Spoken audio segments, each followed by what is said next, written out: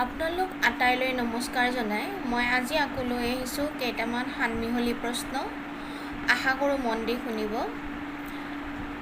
আজিৰ প্ৰথম প্ৰশ্ন, অসমৰ প্ৰথম ৰাজ্যপাল কোন আছিল? উত্তৰ, মহম্মদ ছালেহ আকবৰ হায়দৰী। 2 নম্বৰ প্ৰশ্ন, ভাৰতবৰ্ষৰ প্ৰথম মহিলা ৰাজ্যপাল কোন আছিল? উত্তৰ, সৰোজিনী নাইডু। 3 নম্বৰ প্ৰশ্ন, বৰ্তমানৰ অসমৰ ৰাজ্যপাল লক্ষ্মণ প্ৰসাদ আচাৰ্য কিমান নম্বৰ ৰাজ্যপাল? উত্তৰ, 32 নম্বৰ।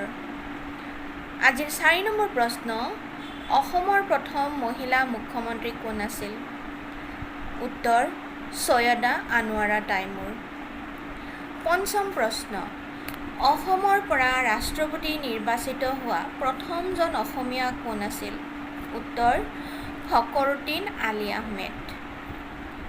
আজিৰ 6ঠ প্ৰশ্ন, কোনজন কামৰূপৰ ৰজাৰ নাম অনুসৰি ভাস্কৰাব্দ নামৰ শক গণনা আৰম্ভ হয়?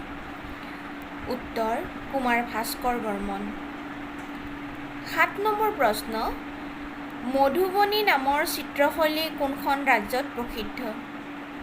উত্তৰ, বিহাৰ। আজিৰ 8 নম্বৰ প্ৰশ্ন, প্ৰথম অসমীয়া ব্যাকৰণখনৰ নাম কি? উত্তৰ, গ্ৰামাৰ অফ আছামিজ লেংগুৱেজ।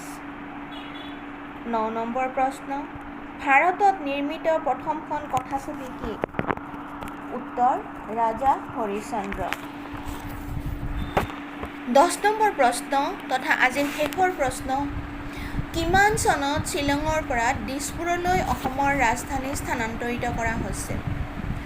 উত্তৰ, 1972 চনত। ধন্যবাদ।